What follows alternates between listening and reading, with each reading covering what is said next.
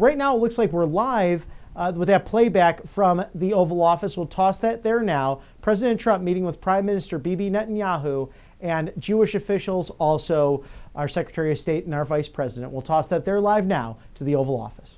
Together, we had meetings together, along with his very capable staff, and I think we've come up to some pretty good solutions and conclusions, and we'll be working a little bit after this, and then I assume you're going back home. This is a quick stop, in and out, but we appreciate you being here, and we are a friend of Israel, as you know. I would say that I'm by far the best president that Israel has ever even thought of seeing, and it's an honor to be so, and to be so thought of. And many friends in Israel, they are not in an easy area. It doesn't go easy, but we are helping them.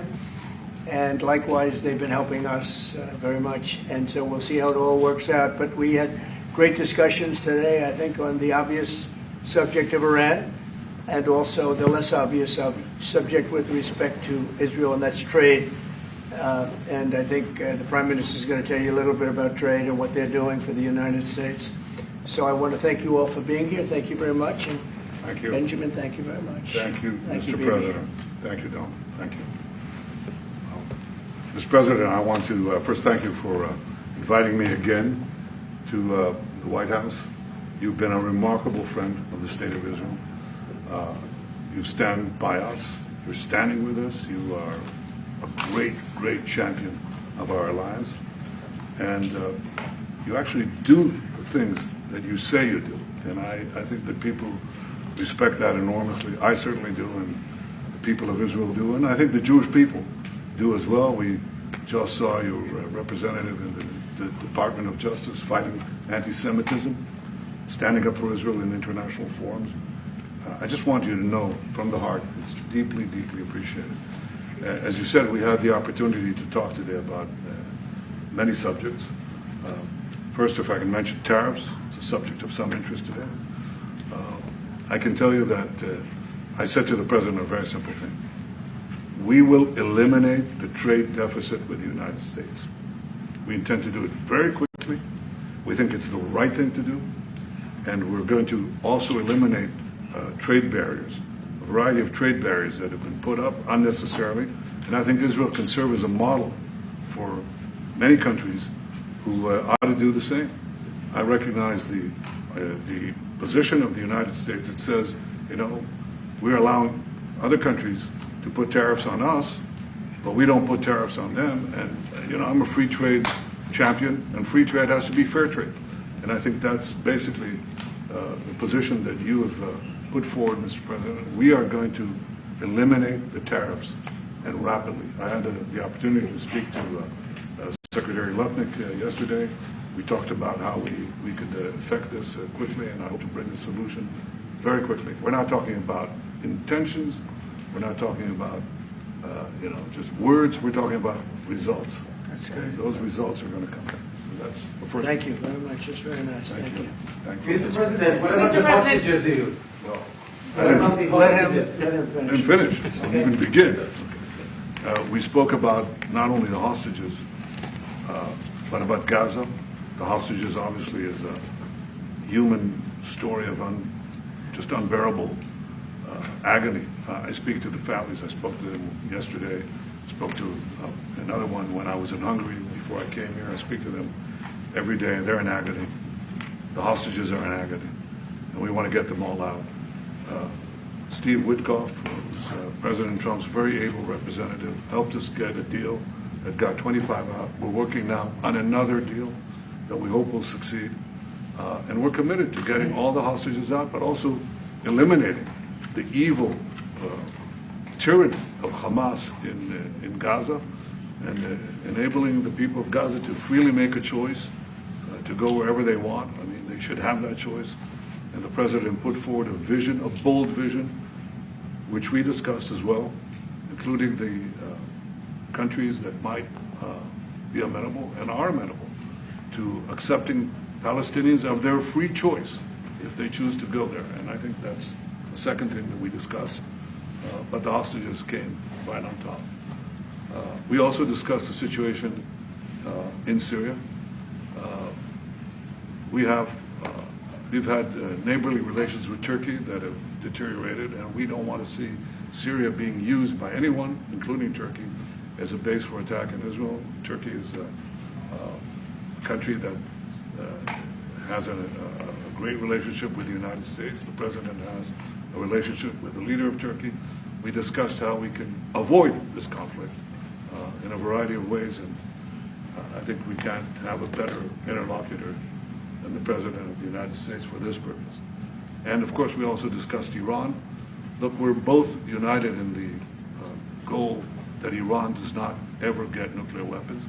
If it could be done diplomatically in a full way, the way it was done in Libya, I think that would be a good thing.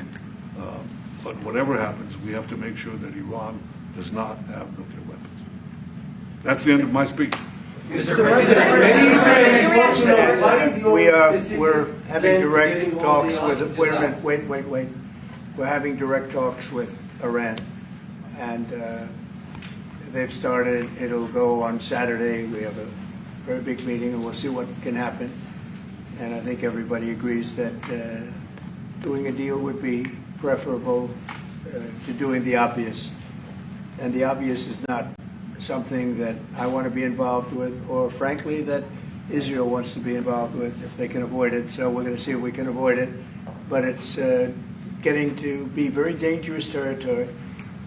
And hopefully those talks will be successful. And I think it would be in Iran's best interest if they are successful. And we hope that's going to happen. And we had just a lot of good talks on a lot of things. I appreciate very much what you said about the tariffs. We've been ripped off and taken advantage of by many countries over the years, and can't do it anymore. Just can't do it anymore. We can't be the stupid people anymore. And it's all because of the people that sat in the seat right here. Not your seat, but this seat.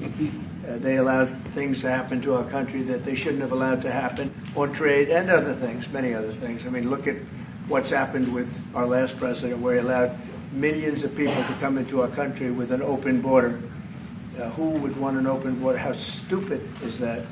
But he allowed millions and millions of people, and of the millions, and I think it was 21 million people, but let's say 3 of them were serious criminals, serious murderers and drug dealers and gang members and people from jails. All the jails emptied out right into our country, right along the open border on Mexico, generally the Mexico open. They came in from Canada too, by the way, a lot, but generally speaking on the southern border. And what a shame it is that we are now working very hard to get them out, get the criminals out, get the murderers out, the drug dealers, the mentally insane, get them out. They dropped the mentally insane in our country too. And this was all done by the Biden administration. It's a disgrace that we have to work so hard. And then we have judges that try and protect these people, but they didn't protect us when the people were being let in. But to get them out is never easy with these people. So I think we're doing a great job.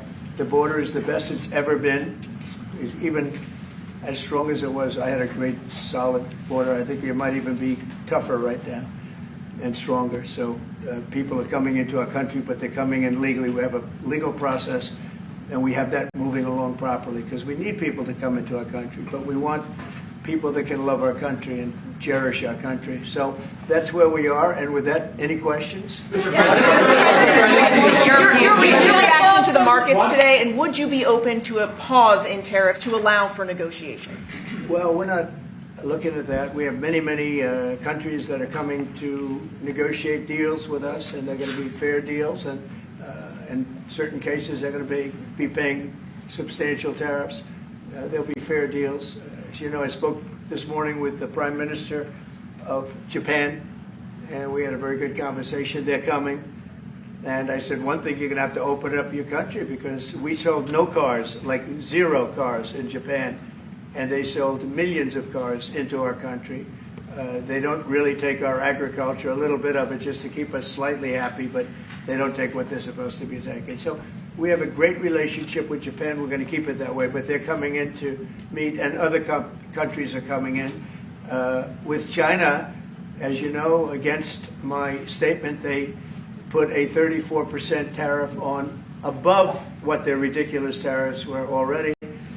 And And I said, if that tariff isn't removed by tomorrow at 12 o'clock, we're putting a 50% tariff on above the tariffs that we put on. So they've gone for years. They've become a rich country because of people, again, that were in the White House that allowed this to happen. Hundreds of billions of dollars a year they'd make on us on trade, and it shouldn't be that way. And I have a great relationship with President Xi. I hope it's going to stay that way. I have great respect for China, but they can't do this. We're going to have one shot at this, and no other president's going to do this, what I'm doing. And I'll tell you what, it's an honor to do it because we have been just destroyed, what they've done to our system. You know, we have $36 trillion of debt for a reason. And the reason is that people allowed it to get that way. So we'll be talking to China. We'll be talking to a lot of different countries. And I think, you know, if we can make a really fair deal and a good deal for the United States, not a good deal for others. This is America first. That's now America first. And we didn't put America first. We put America last. The people that were in the Oval Office put America last, and we're not going to stand for it. Yeah. Mr. President, who's going to represent the U.S. in the talks with Iran? Two questions. Do you expect any of these deals to be made before April 9th? And secondly, there have been some mixed messages from your administration. You're talking about negotiations, and yet others in your administration are saying that these tariffs are actually permanent. What's actually going on? They can both be true. There can be permanent tariffs, and there can also be negotiations, because there are things that we need beyond tariffs. We need open borders. You know, we almost had a deal with China where we're going to open up China. It was almost done. Some of you remember it during my first term, and it was very disappointing. We ended up making a great deal. $50 billion worth of product was sold. $50 billion. You'd like that in Israel. And I made that deal, but it wasn't the deal that I wanted. It was the deal that I wanted was that, plus they were going to open up China so that our companies could go into China and compete with other countries and China for for a large number of people.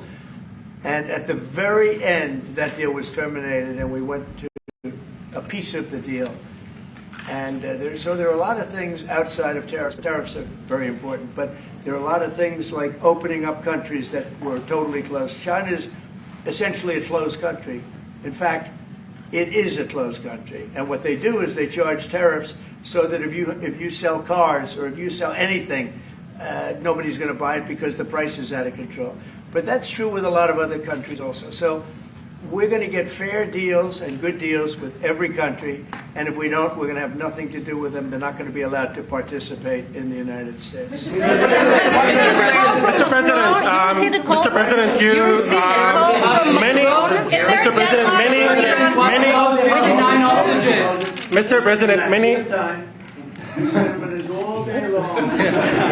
President, thank you for the chance. Many of Palestinian Americans who voted for you and not for Biden because you've promised them to end the war in Gaza. Very honored by that vote, too. The war is still going on and there's no hostage deal. Do you have any update on that? Well, I'd like to see the war stop, and I think the war will stop at some point that won't be in the too distant future. Right now we have a problem with hostages. We're trying to get the hostages out. We got quite a few of them out, but it's a long process. It shouldn't be that long. We have a big problem that we've done. I think I'll ask Pete to maybe talk about it for a second, because a lot of people are asking. The Houthis, we've been very tough and very successful militarily. We've really damaged them badly. These were people shooting down ships and other things, by the way, flying objects like airplanes. And we've put a major hurt on the Houthis, which nobody's been able to do. We've really hit them hard, and they know it, and they don't know what to do. And it's every night, night after night. And we've gotten many of their leaders and their experts. They're experts on missiles. I mean, they actually make missiles. Nobody thought that, but they make missiles. It's highly sophisticated, and they're very tough, but they've been very badly damaged. Nobody else was able to do that but us. Pete, you want to discuss that, please? Yes, sir. It's been a bad 3 weeks for the Houthis, and it's about to get worse. It's been a devastating campaign, whether it's underground facilities, weapons manufacturing, bunkers, troops in the open, air defense assets, we are not going to relent. And it's only to get more unrelenting until the Houthis declare they will stop shooting at our ships. And we've been very clear at the Iranians as well. They should not continue to provide support to the Houthis, and that message has been made very clear. So we have a lot more options and a lot more pressure to apply, and we know, because we see the reports, how devastating this campaign has been in them, and we will not relent. We have a great military. There's no military like our military. And despite Biden having given a lot, but nevertheless a pretty small piece, but it was a lot of our military away in Afghanistan, and one of the dumbest situations, I think, and maybe the most embarrassing situation we've ever been involved in, that short period of time in Afghanistan. What a disgrace that was, but left a lot of our military behind, left. You see them in their annual parades where they're parading trucks that are armor-plated and different things that they can't, but it's many billions of dollars we left behind. But despite that, we have a tremendous military. That was a very small portion, because we rebuilt the military during my first term, and we have great things happening with our military. We also essentially approved a budget, which is in the facility, you'll like to hear this, of $1 trillion, $1 trillion, and nobody's seen anything like it. We have to build our military, and we're very cost conscious, but the military is something that we have to build, and we have to be strong, because you got a lot of bad forces out there now. So we're going to be approving a budget, and I'm proud to say, actually, the biggest one we've ever done for the military. We're cutting other things that were under DOGE, but under a lot of other. When you look at a woman getting $2 billion for environmental, and it had nothing to do with environmental, and they had $100 in the bank, and they give her $2 billion. Many of those cases, all that stuff is going to be cut out. But we are getting a very, very powerful military. We have things under order now, the likes of which we've never had before. We've never had the kind of aircraft, the kind of missiles, anything that we have ordered. And it's in many ways too bad that we have to do it, because hopefully we're not going to have to use it. But the military is very, very powerful, and it's going to remain that way. How do you Thank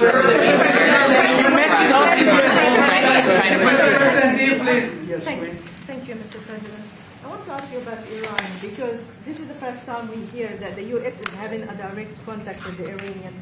Is it possible to give us some more information at what level the U.S. is represented? High level, very high level. And we're dealing with the Iranians. We have a very big meeting on Saturday, and we're dealing with them directly.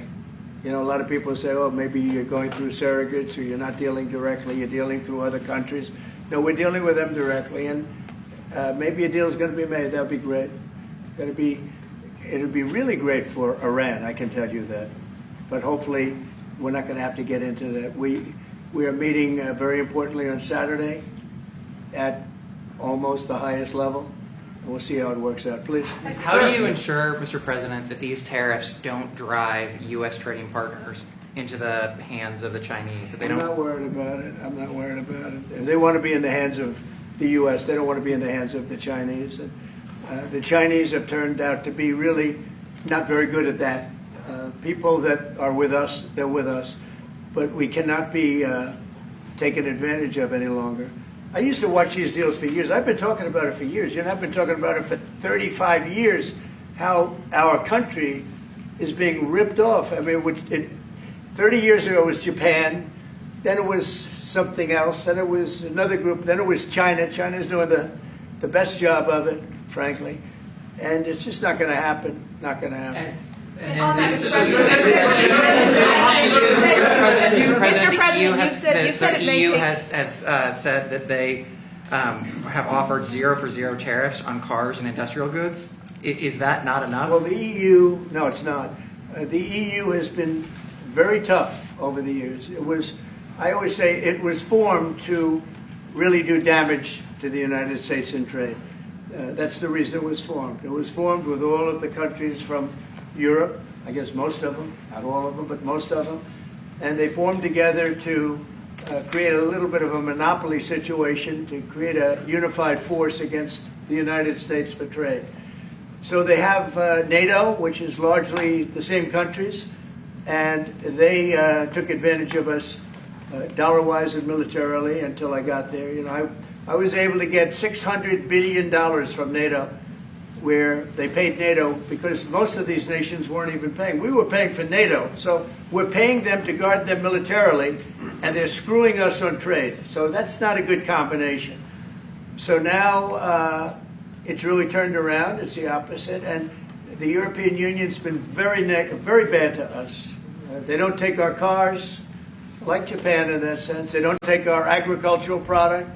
They don't take anything practically. And yet they send millions of cars in a year, Mercedes-Benz, Volkswagen, BMWs. They're sending millions and millions of cars into the U.S., but we don't have a car that's been sold to the European Union or other places, but let's go for the European Union. And it's not going to be that way. It's got to be fair and reciprocal. It's got to be fair. It's not fair. We have a deficit with the European Union of $350 billion. And it's going to disappear fast. And one of the reasons and one of the ways that that can disappear easily and quickly is they're going to have to buy our energy from us because they need it. They're going to have to buy it from us. They can buy it. We can knock off $350 billion in 1 week. They have to buy and commit to buy a like amount of energy. And we have that. You know, we have more energy than any country in the world. I don't know if you know that. He knows everything, but the one thing he may not know, we have more energy than any country in the world. We have more of every kind of energy, every form of energy, from oil and gas to coal. And people talk about, I call it beautiful, clean coal. As you know, Germany is opening up a coal plant a week. They tried the windmills and it didn't work. They tried all the other solutions and they were ready to go out of business. Now they're doing a coal plant a week. China is now up to 2 coal plants. They're opening 2 major coal plants every single week in China, all over China. And then we're not allowed to use coal. Well, we have clean, beautiful coal more than anybody else. We have oil and gas more than anybody else. We have the most energy of any country in the world, including Saudi Arabia, including everybody, by a lot. And I took it to number 1. We were number 3, and I took it to number 1 during my administration. And the reason that we were hurt so badly and the reason that we went into such incredible inflation during Biden is energy. It was also their bad spending, but energy, because they played around with this incredible thing that we had built, this administration had built, and the energy costs went through the roof. And when that went up, everything else followed. Now, if you look at what's happening, you got to see this today. I said we're going to try and get groceries down, right? An old-fashioned term, but a beautiful term. Eggs. So when I got in, the press went absolutely crazy the first week. They said, eggs have quadrupled in price. I said, I just got here. Tell me about it. And Brooke Rollins and our team did a great job, and eggs are down now 79%, and they're all over the place. And this was a problem that somebody else would have taken a long time to cure. We have energy is down. We have interest rates are down. We have groceries, meaning food is down. We have everything is down at levels that nobody ever thought possible. Energy looks like it's going to be in the $2.50 a gallon range and maybe below that for a car, so for gasoline. So we're really doing amazing. I mean, we're cutting prices because prices got so high, people couldn't live. I mean, the prices for groceries, the prices for standard groceries, standard things were going through the roof. They couldn't live. And now those prices are coming down. So call them groceries, but that's down, energy's down, and interest rates are down. Everything's down. And the interest rates, the beauty there is when we refinance debt, you know, debt's become such a big factor in this country. We're going to start paying debt off with tariffs and other things. But it's such a big factor because the interest rate's so high. Well, now that's coming way down. So our budget's going to look a lot better because interest costs are way down. And I guess I've done that. Many Israelis are watching you now on live show. Good. What is your specific way of getting the hostages out from the horrific captivity? We are trying very hard to get the hostages out. We're looking at another ceasefire. We'll see what happens. But we want to get the hostages out. The Israeli people want the hostages out more than anything. They want the hostages out. This man is working very hard with us to do that. I mean, I don't know. I hope he's being appreciated because he's been a great leader. He's working very, very hard on the hostages and many other things. And there are plenty of things you have to work on. It's a tough place in the world, isn't it? I have a good partner. Yeah, you do have a good partner, and so do we. We're working very hard on the hostages. Mr. President. If you're going to negotiate a new deal with Iran, can you elaborate how it's going to be more effective than the JCPOA?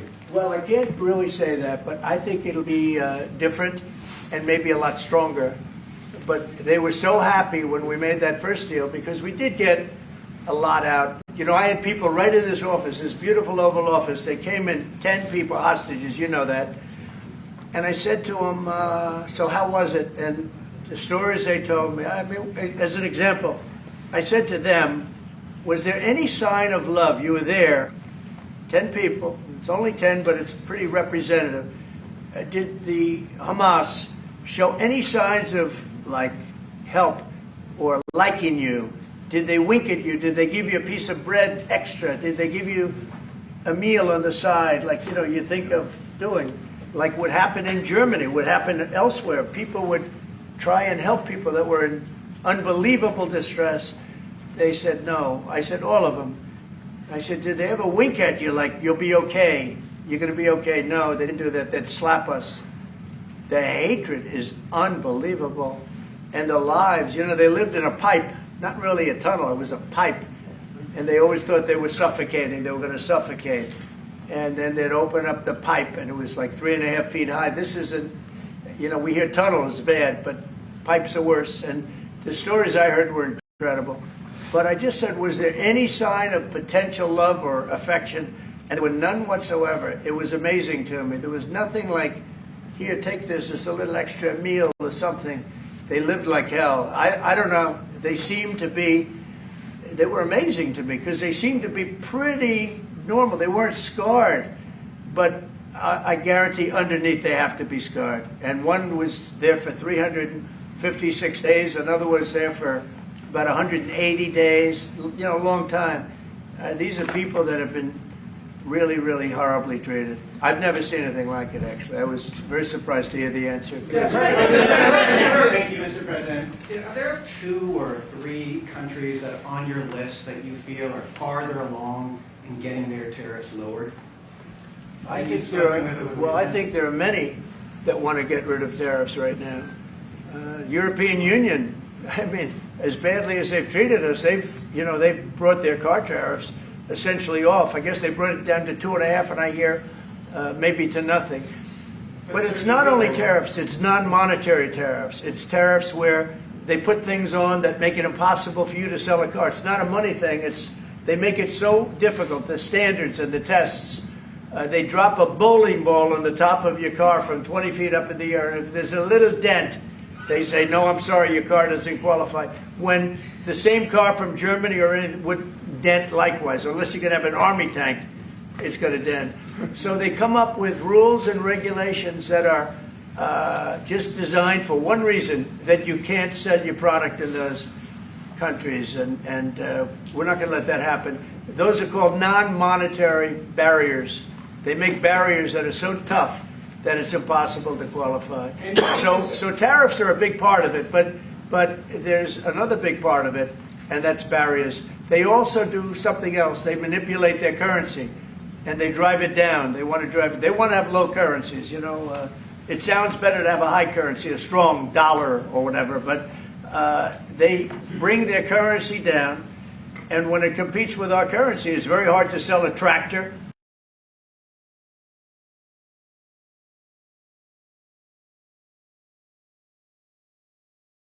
And so it makes it very hard. I speak to a lot of companies that do business, tractor companies, and they say it's so hard to sell because what they've done is they've lowered the yen, or they've lowered the yuan, or they've lowered their currency so that it's very hard to compete. We don't want that either. So we have a lot of things that we're talking about, but we're going to fix it properly, and it's going to be fair to everybody. And in the end, I think we're going to have a world that does a lot better, but they have to respect the United States. And nobody but me would do this. Nobody but me would do this. It would be nice to serve, a nice, easy term. But we have an opportunity to change the fabric of our country. We have an opportunity to reset the table on trade. We lose billions of dollars. We lose close to $2 trillion a year on trade. We lose $1 trillion a year to China. $1 trillion. We lose hundreds of billions of dollars a year on trade to China. We lose hundreds of billions of dollars overall, probably close to $2 trillion. Why would we do that? Number one, why would we do that? And then you have to say, is it sustainable? Then you hear about all of the people that say, well, deficits. If we have a deficit with the country, or if the country has a big surplus with us, like China has a massive surplus, that they take and they spend on their military. Well, we don't want that. I don't want them to take $500, $600 billion a year and spend it on their military. I don't want them spending money on their military. And I shouldn't have to spend money. We shouldn't have to spend it either. Because, hopefully, and I said this to President Xi, hopefully it's money that we're never going to use. In other words, because we're not going to use those incredible weapons that we have and that they have. We don't want that. So it's going to be very interesting. It's the only chance our country will have to reset the table. Because no other president would be willing to do what I'm doing or to even go through it. Now, I don't mind going through it because I see a beautiful picture at the end. But we are making tremendous progress with a lot of countries, and the countries that really took advantage of us are now saying, please negotiate. You know why? Because they're getting beaten badly because of what's happening. They're getting beaten badly. They're being devalued as countries. But it's the only chance we're going to have to reset the table on trade. And when we do, we're going to come out unbelievably well. We're going to have a strong country economically again. And we're going to have those factories that are empty all over the United States. We've lost 90,000 plants and factories. Think of this, 90,000, you wouldn't think it's possible. 90,000 plants and factories since NAFTA, which was, by the way, the worst trade deal ever developed, ever had by any country anywhere, NAFTA. And I terminated NAFTA. Everybody said it would be impossible. And I terminated it through Congress. We terminated it. You had to get it through Congress. It was a trap. It was a horrible thing, and we got it done. And we went to the USMCA, which was much better. The problem is they cheat. They cheat like crazy. Canada cheats, Mexico cheats, just one of those things. But we are resetting a table, and we're going to have great trade, and we're going to have a very strong country. Our country is going to be at a level that has maybe never been, or maybe, our country was the strongest, believe it or not, from 1870 to 1913. You know why? It was all tariff-based. We had no income tax. Then in 1913, some genius came up with the idea of let's charge the people of our country, not foreign countries that are ripping off our country. And the country was never that kind of wealth. We had so much wealth, we didn't know what to do with our money. We had meetings, we had committees, and these committees worked tirelessly to study one subject. We have so much money. What are we going to do with it? Who are we going to give it to? And I hope we're going to be in that position again.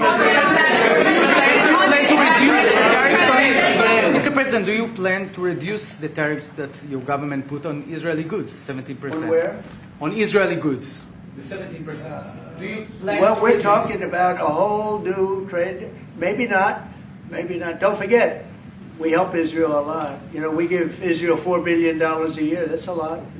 Congratulations, by the way. That's pretty good. But we give Israel billions of dollars a year. Billions. It's one of the highest of, and we give a lot of countries money. You wouldn't believe if I said we give Afghanistan a lot of money. Do you? Because that was a Biden deal, another Biden deal. Not only did he embarrass us with that, but they give them billions of dollars, Afghanistan, right? So, but no, we take good care of our friends and we don't take care of our enemies. We're not taking care of our enemies anymore, but we do take care of our friends. Laser Berman from the Times of Israel. The IDF is fighting again in the Gaza Strip. I myself might be called up in a month. Do you think that's the way to pressure Hamas to get to a deal? And do you think blocking humanitarian aid is also an effective pressure tactic? Well, you know how I feel about the Gaza Strip. I think it's an incredible piece of important real estate, and I think it's something that we would be involved in, but having a peace force like the United States there, controlling and owning the Gaza Strip would be a good thing. Because right now, all it is for years and years, all I hear about is killing and Hamas and problems. And if you take the people, the Palestinians, and move them around to different countries, and you have plenty of countries that will do that, and you really have a freedom zone. You call it the freedom zone, a free zone, a zone where people aren't going to be killed every day. That's a hell of a place. It's you know what I call it, a great location that nobody wants to live in, because they really don't. And when they have good living, real living, where Hamas and all of the problems they have, the level of death on the Gaza Strip is just incredible. And I've said it. I don't understand why Israel ever gave it up. Israel owned it. It wasn't this man, so I can say it. He wouldn't have given it up. I know him very well. There's no way. They took oceanfront property and they gave it to people for peace.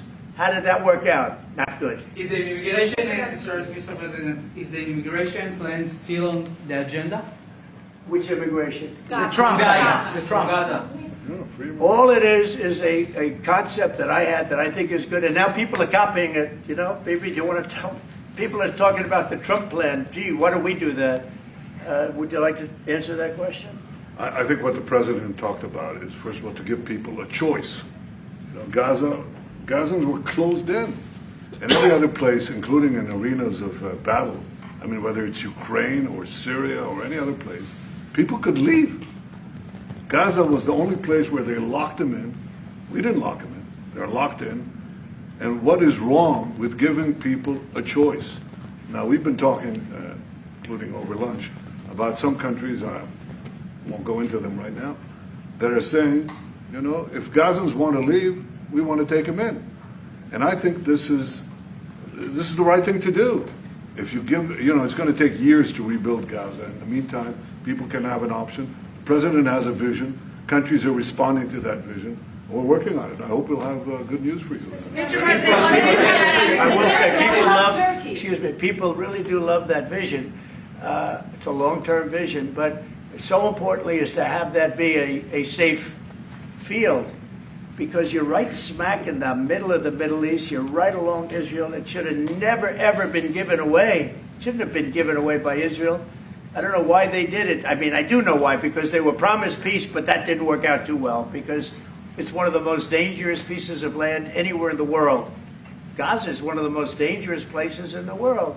So they gave it away for a good intention, and it didn't work out that way. And a lot of people like my concept, but, you know, there are other concepts that I like too. And there's some concepts I don't like. You know what I don't like? The way it is now. Because right now it's a dangerous death trap, Gaza. Yeah. Thank you, sir. Can you talk a little bit about your potential meeting with Vladimir Putin? Do you still plan to meet with him? Could that happen in Saudi Arabia? And maybe you could elaborate as well a little bit on not providing tariffs on Russia, sir. So the reason we're not talking about tariffs with Russia is because we're not doing business essentially with Russia, because they're in a war. And I'm not happy about what's going on with the bombing, because they're bombing like crazy right now. They're bombing. I don't know what's happening there. That's not a good situation. So we're meeting with Russia. We're meeting with Ukraine. And we're getting sort of close. But I'm not happy with all the bombing that's going on in the last week or so. Horrible. It's a horrible thing. It's a horrible thing. Can countries negotiate to get below 10%?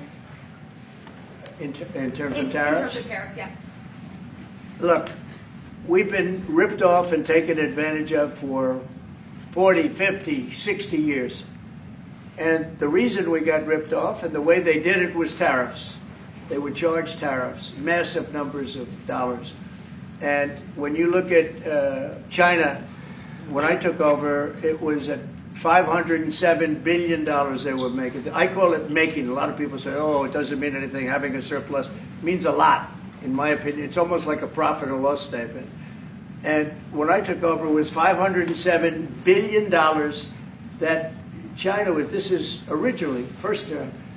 And we were very, very tough on them because they were taking that money and they were building a military with it. Then when Biden came in, he let them get away with murder. He had no idea. I'll tell you what, that man had no idea what was happening, whether it was the border or China or anything else. He had no idea what was going on. And they went wild. China went wild. And the money they make is ridiculous, okay? It's just not going to happen. And hopefully we'll get along with China. If we do, that's great. And if we don't, that's okay too. But we can't let that continue because that's an abuse. They abused the poor people that sat in this seat. That poor Biden, he was abused by them. They took advantage of him. And I'm surprised, you know, they have smart people. They were radical left lunatics, but they're smart. I'm surprised they'd allow that to take, you know, to happen. But we are going to bring great trade, and we're going to be fair to other countries. And I will say this, virtually every country wants to negotiate. If I didn't do what I did over the last couple of weeks, you wouldn't have anybody wants to negotiate. We would have gone to these countries, you want to talk? And they were, well, we don't want to talk. Now they're coming to us. They're offering things like even Bibi, and this is unrelated because it's a different kind of a relationship, but he started off our conversation today that he's cutting all of the tariffs, he's cutting everything, he's going to get down to a free base, he's going to do things that, in all fairness, other countries, if they said that, would have never even thought about doing it. Now they're offering things to us that we would have never even thought of asking them for because they're experiencing a lot of hurt. And the hurt is that they've taken advantage of us and we finally fought back. Tariffs will make this country very rich. We're rich anyway, but we're rich in a certain way. We have $36 trillion in debt. I want to get rid of it. And we can do it quickly with proper deals. So when countries don't allow us to sell our product, but we allow them to sell their product, when they charge us massive amounts of money for the privilege of going into their country, those days are over. Okay. Turkey today. Me? Sure. Me? Yeah. Thank you, Mr. President. On Iran, two questions, please. First, if you can give us more details about where the meeting on Saturday is going to take place. I can't tell you that. I can just tell you there's a major meeting going on between us and Iran, and that'll take place on Saturday, and it's at top level. And the second question about this. A lot of people think that those talks are not going to lead anywhere because the Iranians will never give up their nuclear program. If diplomacy fails, is the United States, under your leadership, ready to take military action to destroy the Iranian nuclear program and remove this threat? I think if the talks aren't successful with Iran, I think Iran is going to be in great danger. And I hate to say it, great danger, because they can't have a nuclear weapon. So is that a yes? You know, it's not a complicated formula. Iran cannot have a nuclear weapon. That's all there is. So Can't have US it. ready? Right now we have Ready countries reaction? that have nuclear power that shouldn't have it, but I'm sure we'll be able to negotiate out of that too as part of this later on down the line. But Iran cannot have a nuclear weapon. And if the talks aren't successful, I actually think it'll be a very bad day for Iran if that's the case. Yeah. Mr. President, on manufacturing, Mr. President. Mr. President, was October 7th the death blow of the two-state solution, and would you consider classifying the Palestinian Authority as a terrorist organization for its continued pay-for-slay terror financing payments? So October 7th was a horrible day that some people, they deny it. Now, I can't believe they deny it from the standpoint of it. They do it because they think it's good politically. But I've seen the tapes. I've seen things that you don't want to see. October 7th was a horrible day, and it will go down as one of the really bad days in the history of the world. It was a horrible, horrible thing that happened. And They grabbed some of these people. I'll give you an example. When I was with the 10 hostages a few weeks ago, I said, so how many are there? 59. I said, oh, so 59, so we can get 59. They sort of knew the territory pretty good. And I said, how are they doing? They said, well, only 24 are living, the rest are dead. And these are young people largely. Young people don't die. You know, young people have an amazing ability to live. They can live through horrible things, but these are young people.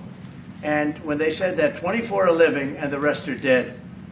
And you know, I've had parents come up, Israeli parents largely. We have some Americans, and I guess we have one left, Alex.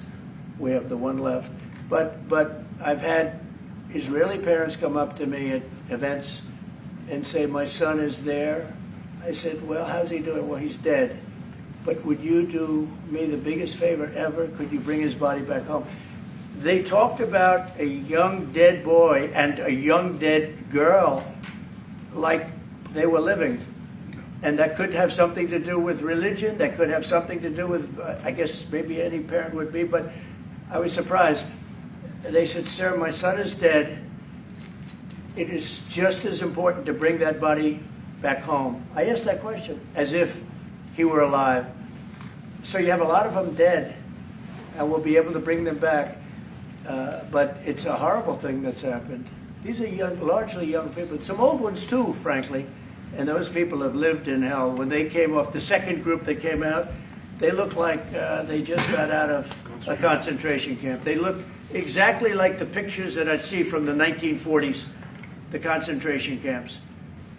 And then they got a little bit better, you know. But that second group, those people came out, and I said, this is unbelievable. We're going back into a chapter in history that is one of the worst ever. It's really very bad. Okay? Mr. President, thank you. You've said it could take 2 years to get American manufacturing fully up to speed in response to these tariffs. What happens in the meantime? Should Americans be prepared potentially for years of uncertainty and disruption? We have now $7 trillion. Think of this, $7 trillion of commitments from companies wanting to go in, from Apple to many, many companies. But that takes time. Many from Taiwan. What? It takes time to fully manufacture products here in the U.S. Are you telling me? Yeah, it takes time. You know, you got to build a thing called a factory. You have to build your energy. You have to do a lot of things. I'm giving them energy. You know, we're going to let them build their own power plants. They'll be their own. Essentially, they're going to be in charge of the power plant because our power is not reliable enough. You have a grid that's old and susceptible to a lot of things, including bombing and weather and a lot of other things. And we're going to give them record timing in terms of approvals of electric plants. Most of them want to build electric plants. We need massive amounts of electricity if we're going to compete with China and others. And interestingly, we're way ahead right now in the AI race with China.